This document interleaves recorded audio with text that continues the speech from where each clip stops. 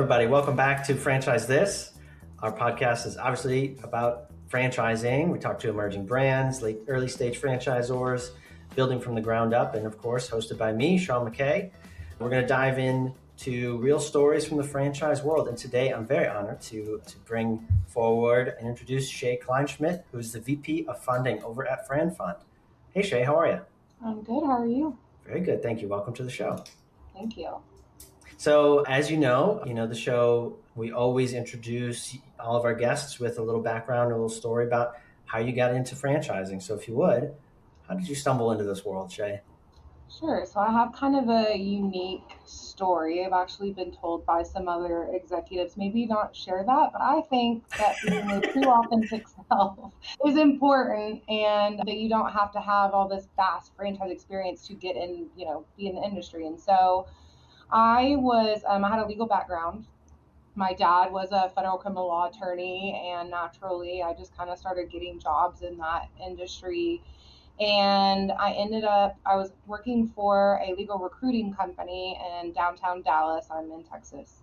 And they had massive layoffs. And so I quickly just kind of got online and started applying. And back then, I wouldn't use it today, but back then, a good recruiting tool was Craigslist. And FranFund actually had a job opening post on there. And so I applied and went through a very rigorous interview process, and they ended up hiring me. Funny enough, not the position that I was interviewing for, but they're like, we really like you. We're going to put you in lending. At the time, it was just one guy in that department. And we'll see if you like it, see how we go from there. And I immediately just fell in love with the franchise industry, the funding world, SBA programs. I found it so interesting. And so I just took a deep dive. There was a Barnes & Noble downtown, and I just bought all these books, started learning as much as I could, and I've never looked back since. Just worked my way up the ladder. And I always say, once you're in this industry, you just don't get out. You know how it's so funny how true that is. There's so many people, if you go to the trade shows and the conventions nationally or locally, you see so many of the same faces year over year. And I have a friend who's been in franchising now for, probably 6-7 years, and she's trying to leave and always, get pulled back into it. So I totally understand that. And yeah, certainly you've made your way all the way up to vice president. So congrats on a great career. It's clear that, funding is obviously so pivotal to shaping what, can and can't be done in the franchise space. Everybody relies on it. So yeah, I can't wait to dive more into that. Also, side note, Craigslist feels so weird and like icky now, but yeah, it was normal back then. Yeah. For any of our Gen Z guests, we actually used Craigslist often. Yes. Yeah. I would not get on there for things they are posting today, but yeah. myself. But yes, Craigslist was a great place to go to find job opportunities. Yeah, it was the place to be. So you joined in 2012, right? Yes. Yeah, that's when I started my company. So yeah, been there. In the role of VP, what does your day-to-day look like in terms of interacting with franchisees or franchisors? So I manage over our entire lending department. We do mostly SBA loans, but we also assist with facilitating unsecured term loans and some other loan programs that we have under our belt. I manage our team, I manage our lender relationships, and I'm always hunting new financial institutions to work with. And then I also sit on our executive leadership team, helping make company decisions and drive those company initiatives downstream. In my experience with working with franchisors or mostly franchisees, it always comes down to the SBA loans, pretty much as the main vehicle to get funding to open up a new location. What else is possible? I mean, you obviously mentioned there's some unsecured loan options. Is that just for really highly approved? No, I would honestly, typically for a startup franchisee, two of the most popular options are going to be an SBA loan, so that way you can utilize debt, save your cash up front, save your home equity, kind of have some back pocket resources for you to expand if you are signing for multiple units without having to rely on how your business is cash flowing or what a lender is going to approve or not. You have the freedom to time that out the way you need to. And then also rollover is business startups. The acronym is ROBS, where You can use qualified retirement money, tax or penalty free, to invest in your business to self-fund, or you can even use it as a down payment on a loan if you needed some additional liquidity to qualify for an SBA loan, for example. And then unsecured term loans, those typically have higher rates, shorter terms, so the monthly payments are going to be higher. So that's kind of more of a last resort option. Or if you simply just do not have the time to go through an SBA loan, it is a kind of application based, verifying income and credit only. But again, the terms are not going to be as competitive as an SBA loan. Yeah. And just speaking really high level, I know it probably varies, but if I was looking to start a franchise, an existing franchise as a franchisee, what in general do I need to qualify for most SBA loans, like general rule of thumb? So we talk about four main buckets, if you will, or qualifiers. So first is going to be your credit. You need to have a proven track record of paying debt in a timely manner. If you do have a bankruptcy or something from a long time ago, but you've reestablished credit, you should still be able to qualify. But basically, a clean credit history. And then you need to have enough money for the down payment on the loan, which is known as the equity injection. So the bank wants you to be putting in some skin in the game, essentially, so that you have an obligation to repay and are Right. committed. Right. And then they will also look at what's called post-loan close liquidity. So not only do you need money for the equity injection and to get to closing the loan, but you also need to have some cash left over as reserves to cover your personal life.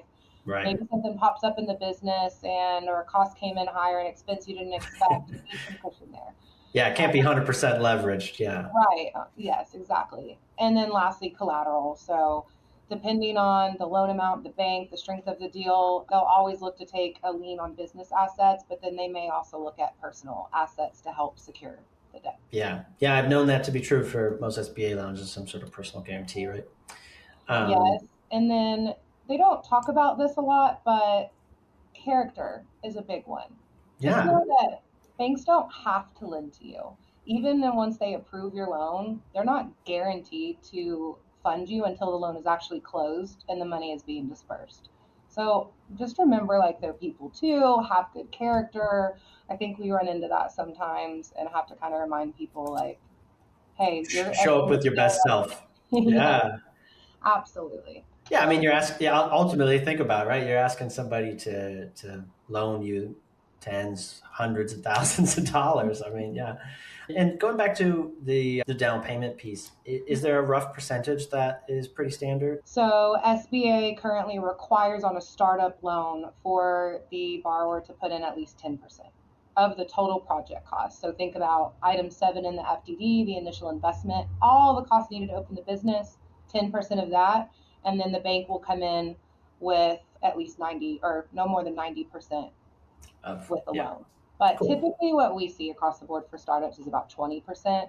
Hmm. If it's a very, very new emerging brands, we have seen kind of a shift in the lending landscape where lenders are now, depending on the proven track record or lack thereof, it could be 30% or maybe even more. But typically 10 to 30% is a range that we give. I see. Okay.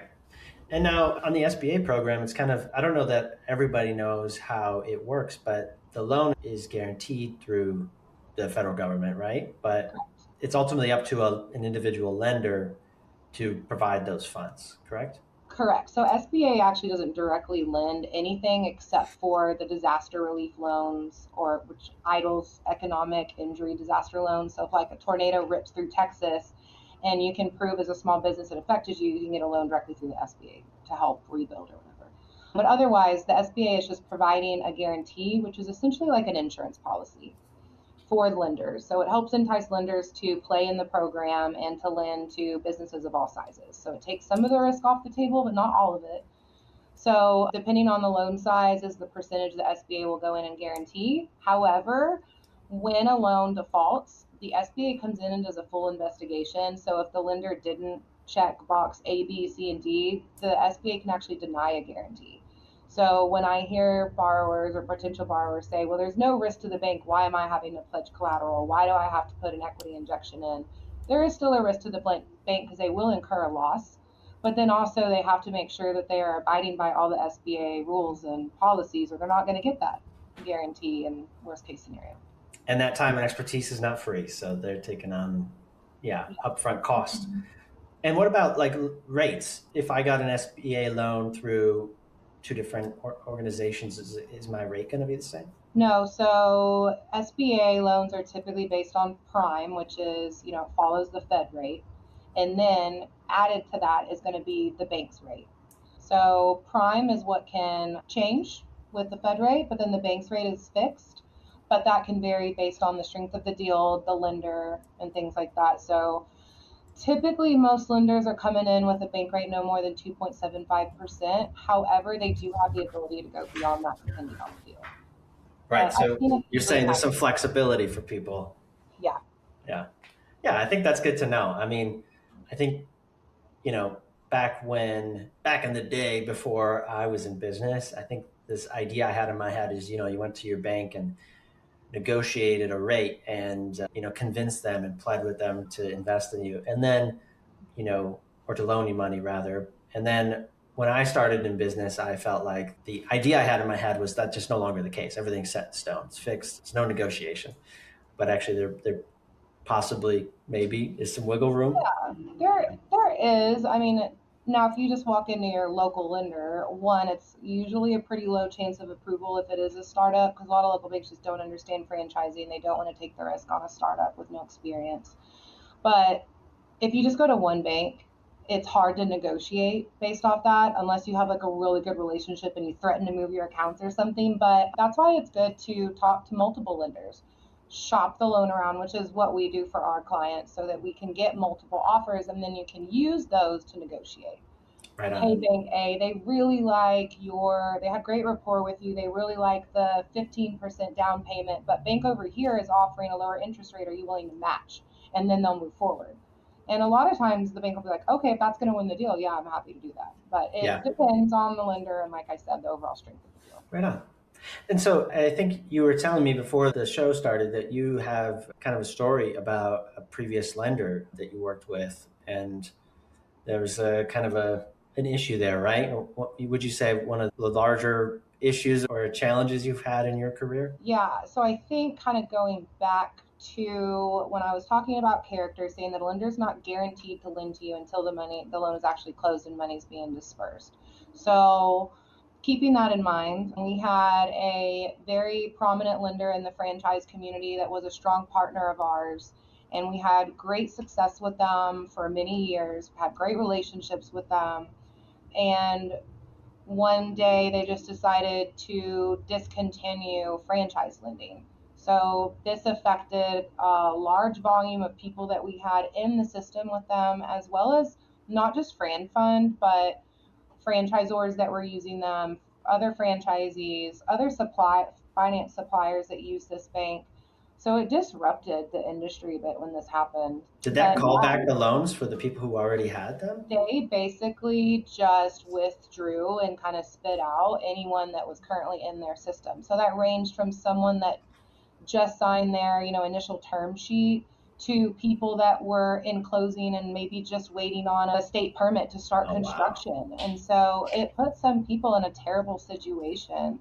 And we fought tooth and nail for that not to happen. But at the end of the day, we aren't the bank and they made their decision. So we were luckily able to relocate the majority of those loans to other lenders. But it really just taught us a valuable lesson of, a resilient finance platform. You're going to have more diversity. And so now we make sure that, and we do have a very diversified lender portfolio, but we also make sure that we are not just having a lot of concentration in one area. So I continue to build relationships and add new banks all the time. And that just helps our franchisees and clients have more opportunity and different options. And like we were just talking about, negotiating power. Yeah.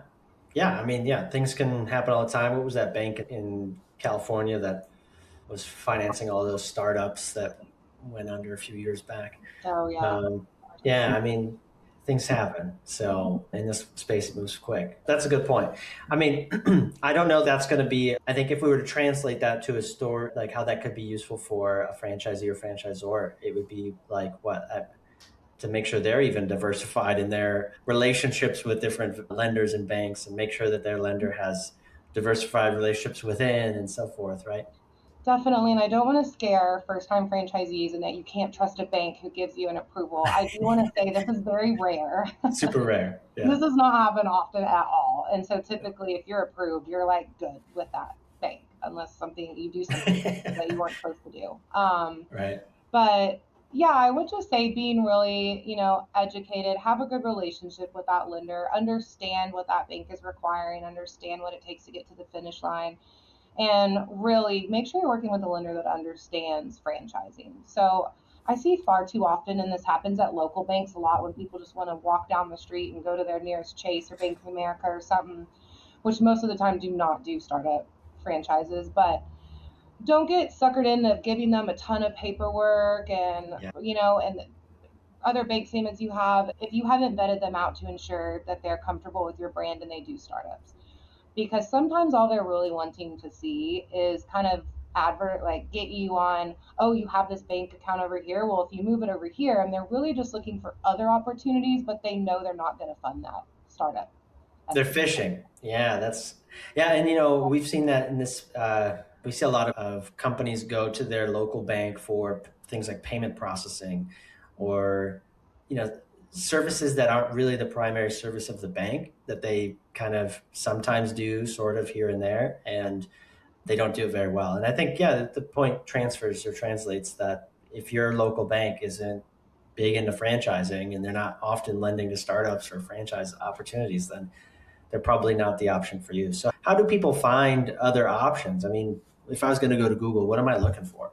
Yeah, great question. So I would say if you're extremely new to SBA, if you haven't ever owned a business before, sometimes it's smart to pair with a funding partner, which is what we do, and we walk through the entire process and educate. But if you're trying to find lenders, make sure one, you've done all your homework on the brand. Read the FDD. That's my biggest piece of advice. Read that FDD before you get committed to the franchise. But have a business plan. Don't just walk into a bank empty handed. You need to be able to have a conversation and be very well educated about the concept that you're asking them money for. But SBA actually puts out a public list. It's a top 100 most active SBA lenders, and it's categorized by approved loan volume. So these are big players, not necessarily in the franchise space though. This is just SBA in general. But you can see who the big players are in the SBA space. And also I would look at not only the loan volume dollar amount, but the number of loans that are listed there. So if you are pursuing a $200,000 total project cost brand, if you look at some of these banks, you'll see they did, 100 loans, but their volume is in the billions.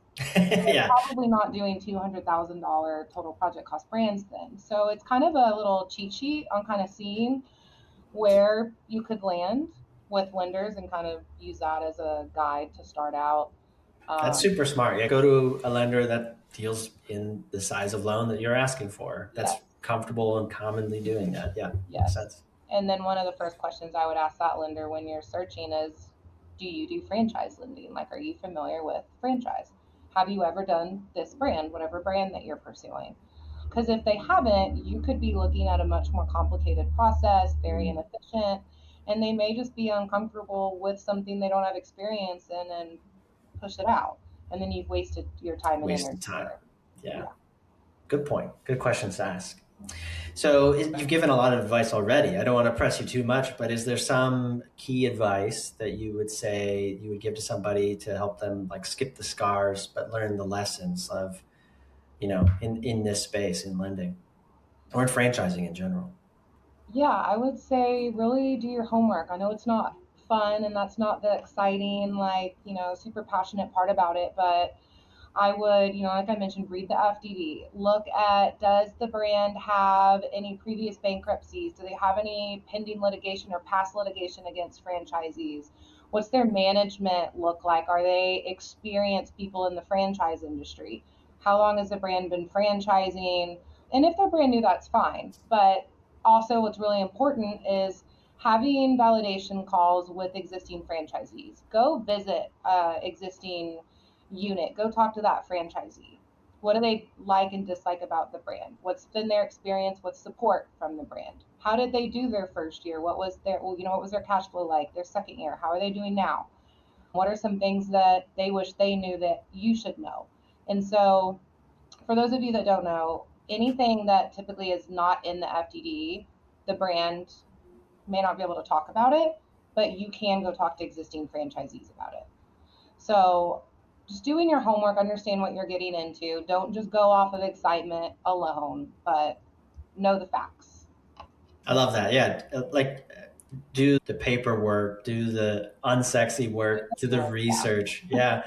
Yeah, I think that's really good advice. And so many people don't read their FTDs. We've heard this time and time again. That's like they, a brand will send an FTD and then get a signature back, and it's like, did you even consult an attorney? Yeah, right. I think it's in everyone's best interest. I just recently had another attorney on who was talking about exactly that. So yeah, that part's key. And that's a good point too. If it's not, we often talk about the franchisor's point of view and that they need to put the key sales pitch and facts in the FDD so that they can market them. But you're so right that whatever they leave out, the prospective candidate can still ask those questions, can still dig and try to find answers that aren't in the FDD, and they probably should. So that's a really good point. Yeah. Just as a quick pivot too, and I know that we've talked a lot about what franchisees can gain from your services and from lending in general, but I've worked with franchisors who need more cash as well. There's lending opportunities there too as well, right? Yes. So it depends on the purpose. So in the SBA space, for example, it can't be a passive investment. So if the brand needs working capital because they need to hire a new person internally or they need help with marketing, SBA is not the solution there, Right. because it's not right going towards actual product service that business is putting out. So if they're opening more corporate units though, then that could be an option to do that. But I would say a franchisor should really start developing their own banking relationship. So for example, where's your corporate account housed at? And then have a good relationship with that lender. Put as many accounts there as you can. And then when you need a line of credit to, for marketing or whatever it is, that bank is more apt to give that to you. Yeah. And maybe being able to offer it as a resource to your new candidates to say, hey, we have a relationship with this lender. They've done lending for a franchise before. The franchisor can then be a resource as well to gear people, to send people back. So it's a good point. I always love hearing people's kind of hot takes, what maybe there's a lot of advice in this industry, a lot of gurus. And with that, I think there's also a lot of BS. So I'm always interested in kind of what you've seen out there. What is there something that you've heard that you just completely disagree with, that you give the contrary advice to? I mean, I don't completely disagree with this, but I would say an opinion that not everyone will agree with is that growth speed with franchisors can be over prioritized and actually hurt the franchise in the long run. And I think there's a lot of pressure in the industry for franchisors to sell units quickly. But I have seen firsthand that brands that grow too fast without strong unit economics, great operational support, and even disciplined site selection can end up with underperforming franchisees that then turn into tighter credit outcomes and reputational damage with lenders. So Right. if you harm your opportunity with lenders, and a lot of your franchisees will likely need to utilize debt, that's not a good place to be. If you have a failure within the first 25 units, a lot of lenders see that as a big red flag. So from a financial standpoint, I'd rather see a brand do fewer deals well, prove performance, and build lender confidence than chase aggressive expansion targets. So basically, focus on the long-term franchisee success and not just volume.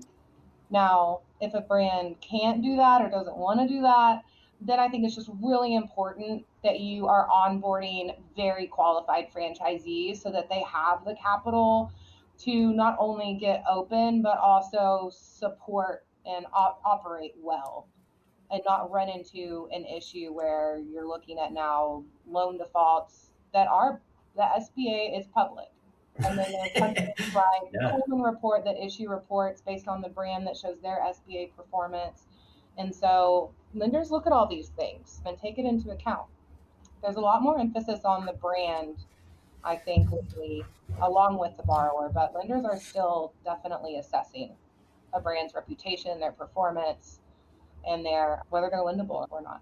I think that's really good advice. I've worked with a lot of emerging brands in their marketing efforts, and often they've just begun franchising, they just formalized their FDD, and they want to sell 100 units next year. That the goals are big, and they are excited about growing quickly. Mm-hmm. And as much as I understand that, and I think it's a novel goal to want to have success and grow quickly. I think it's good to maybe slow it down sometimes, especially in the beginning, because you don't, without the experience of, sometimes some of these folks have no franchisees yet, and your first one's going to throw some wrenches in. So you're going to you're going to want to change your policies, your procedures. You're going to want to tighten the ship, and if you're growing too fast, you may not have time to reflect to do that. So I think that's really good advice. Some of the most successful brands that I've worked with have been at franchising for years and years and years before they have had any like substantial growth. They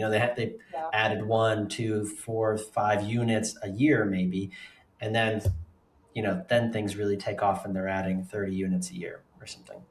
I mean, it's been done and it's been done right in some cases. It's Yeah. just, you've got to be like, just make sure you do have that franchise support and yeah, you do it right and check all the boxes.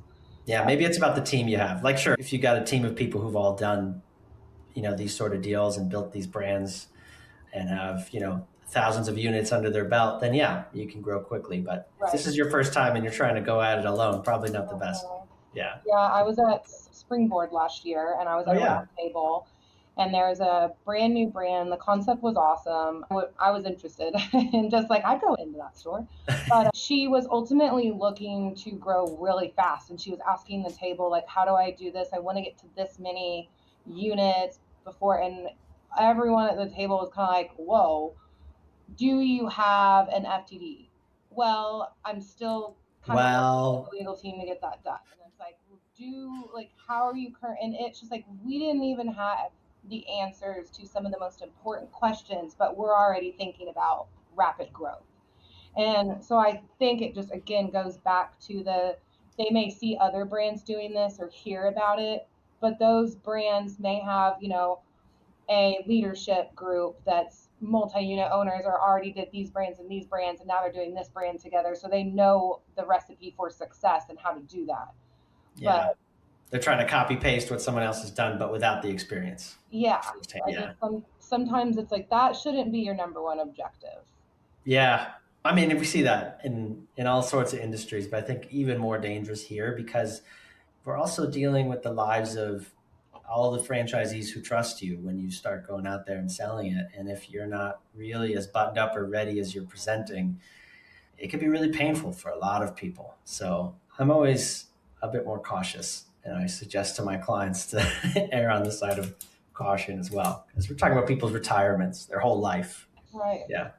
Yeah. Good point. I think too, IFA just released a economic study that they just did with surveying over 3,000 franchise brands and comparing against non-franchises.